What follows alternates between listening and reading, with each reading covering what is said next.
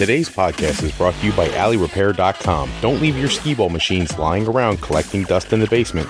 Let AlleyRepair.com bring those machines back to life. High-quality workmanship for your skee ball playing needs. Contact AlleyRepair.com today.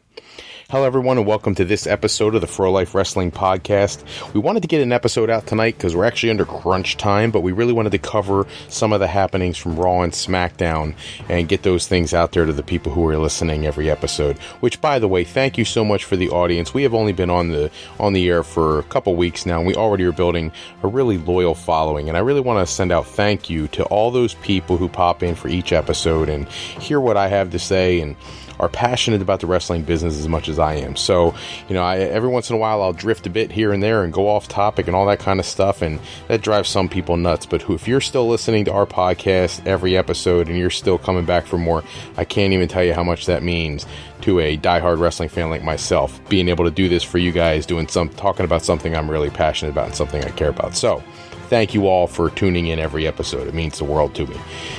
At the end of the day, my job here is to talk about the current happenings in the wrestling world. And this week, this episode, this whole week in WWE has been crazy. From the UK tournament, which I covered yesterday during the previous podcast, to Raw and Smackdown. Just a whirlwind of emotions, because we saw some great stuff, some not so great stuff, some building for the future, and other things that are just thoroughly confusing. I'll never understand why we're giving so much precious TV time to a crazy Alicia Fox storyline, but whatever. I don't want to spend any time talking about that. I'm going to jump right into Raw and the opening segment of Raw, which for me was one of the most exciting opening segments I've seen in months. I loved seeing the whole interaction between, the Kevin Owens, the Chris Jericho, the Braun Strowman, the Roman Reigns, the Seth Rollins, the Sami Zayn getting involved right before the Rumble. I'm glad to see that they're going to have him in the Rumble. I love seeing Brock come out, but I got to tell you, my favorite part of that whole interaction is seeing Brock Lesnar go face-to-face with Braun Strowman and having absolutely not 1 ounce of physicality, because if Vince is a smart guy sitting in the back watching that go on, what he saw last night was fans' reaction to an organic potential feud, something where for Brock Lesnar, who has pretty much mowed over everybody in the company at some point or other, he's running out of matches. And Braun Strowman is a fresh feel. It's organic. It's something the fans immediately took to. And I know I haven't seen it on any of the dirt sheets talking about that being a plan for Mania. And I've heard everything from Strowman and The Undertaker to Strowman winning the Royal Rumble and going on for a World Championship match and all these other things about Strowman, Brock and Goldberg's rubber match, all these theories. At the end of the day, you gotta look at what the fans truly want. And I was thoroughly blown away with the immediate interaction from the fans as soon as Braun Strowman and Brock Lesnar got face-to-face. We've seen pretty much every configuration of everybody else in that ring. The only thing we haven't seen really is Kevin Owens and Brock Lesnar. Wouldn't be a bad thought to do that at some point as well, but for now, we already know that Kevin Owens and Chris Jericho are heading towards their collision. We know that Roman Reigns is going to get pushed to the mountaintop because Vince just likes him, no matter what the fans say. And I gotta say something on that. I did the coverage a couple podcasts ago about the awards, the year-end awards for Pro Wrestling Illustrated, and Roman Reigns winning the most hated wrestler. I cannot tell you how much that aggravates me, because for as much as he's being crammed down our throats by Vince, the reality is the guy's really not that bad. He has a limited moveset. I get that. There's a lot of wrestlers nowadays. That's what happens when you bring everybody up in a performance center and you don't get years and years in a developmental system or in territorial systems to really hone their craft. But at the end of the day, in comparison to a lot of the talents that are out there, Roman Reigns is doing a pretty good job. And he's really doing it despite all the frustrations from the fans. And he's still putting on the smile, coming to work every day, and really doing something meaningful. So I don't know how fans can hate that. If for some reason he got injured, went away for 6, 8, 10, 12 months, and came back and was a surprise entrant in the Royal Rumble, everybody be all over the bandwagon, which maybe that's what WWE needs to do, is take this guy out for a while, storyline injury or something, and bring him back in a huge way where fans actually want to see him instead of having him crammed down their throat. Maybe that would work. But otherwise, it was a good start to the show. I love the F5 to Roman Reigns. I thought that put a stamp on the interaction that they may have. I still think if Reigns doesn't win the Universal Championship at the Royal Rumble pay-per-view earlier in the night, I still think they're going to somehow find a way to slip him into the Royal Rumble match, which I think would be a great idea. I really think Chris Jericho has earned an opportunity to face Kevin Owens for the title at WrestleMania.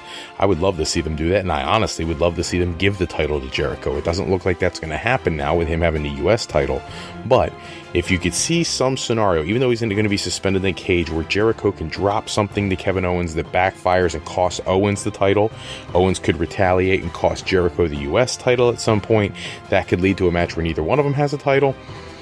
I'm okay with that, I suppose, but I think after this past year of Jericho's performance, he really deserves a main event opportunity to be a world champion one more time. So, again, great opening to Raw. Moving through the rest of that show, one of the angles that I really like, and I'm hoping they go in the direction of Gallows and Anderson, but the tag team championship match, or that competition, Cesaro and Sheamus, they're that awkward team that don't really get along, but they're supposed to be partners, and they're starting to play this thing where, Sheamus, it almost looked like he felt bad for hitting a referee, and that's like toying with whether he wants to be a heel or a face or whatever. I think the team at the beginning was interesting. You had that best of 7 series leading to a world title shot that didn't actually happen for either one, and they end up going for tag titles. They don't win them in that opportunity, and now all these months later, they're Raw Tag Team Champions, and I think both guys, back when this whole thing started, were, pacing towards a world title match. Sheamus obviously didn't need it. He's held the world title a few times, but Cesaro there was a platform for him to catapult himself into a world title contention, and now that's pretty much evaporated. So I would like for them to lose the tag titles sooner than later so we can get Cesaro into a program that fans would actually care about, because the fans have been dying for this guy to get the belt for forever. That being said, you bring in 2 premier talents from Japan, Anderson and Gallows, and for a year now, well, 3/4 of a year, they've done comedy routines. They had a great start with the club. You moved AJ to SmackDown. They go into a comedy skit. They get beat by several teams. They can't beat the New Day. Now you got them into with Sheamus and Cesaro.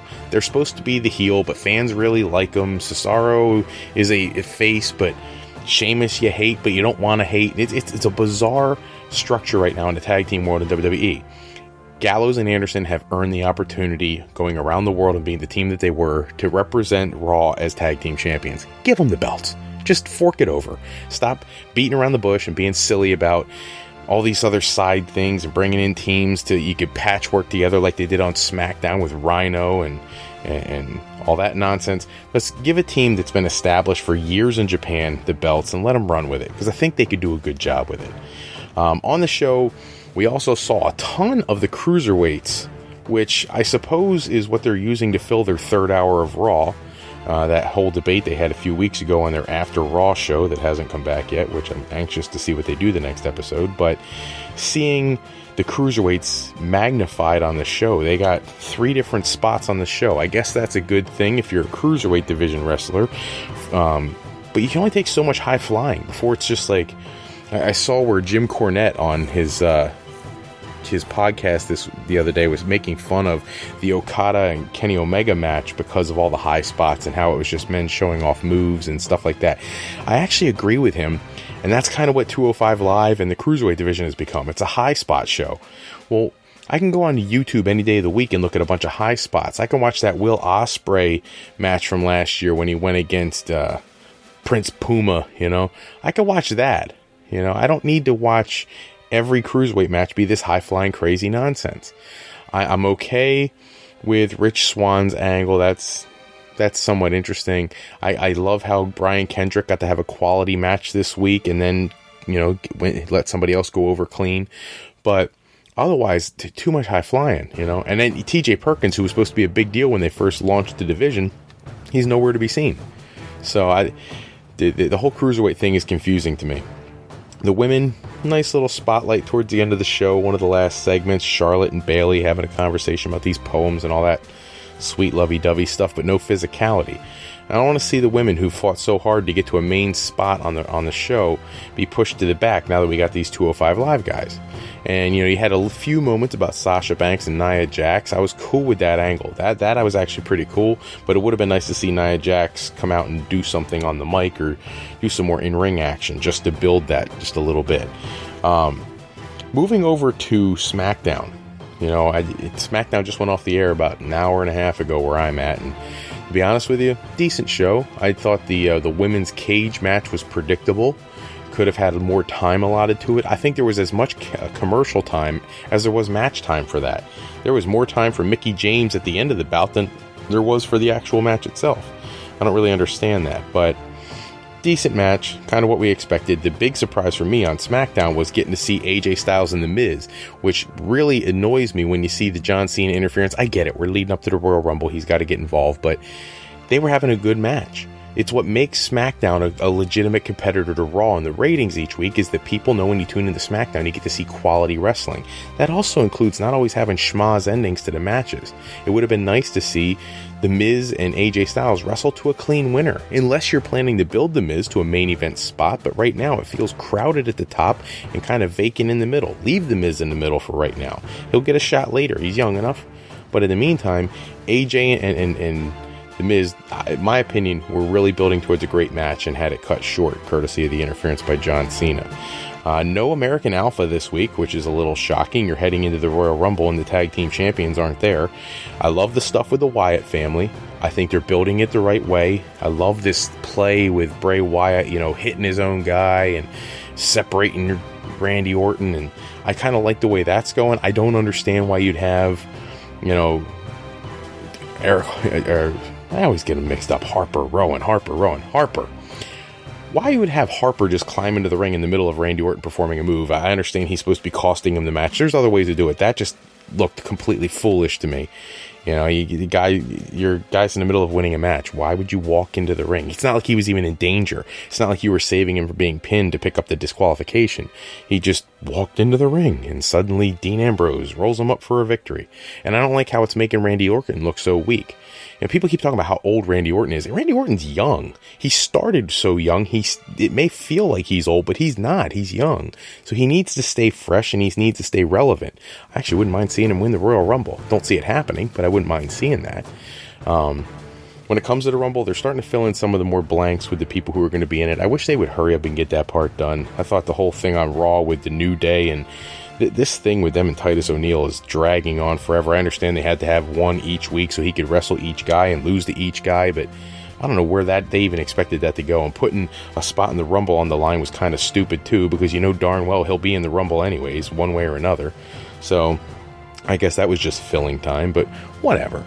All in all, not a terrible week for wrestling. I'm curious to see what they do the last week leading into the Royal Rumble. Pay-per-view looks great. There's some championship matches. The Rumble should have some surprises.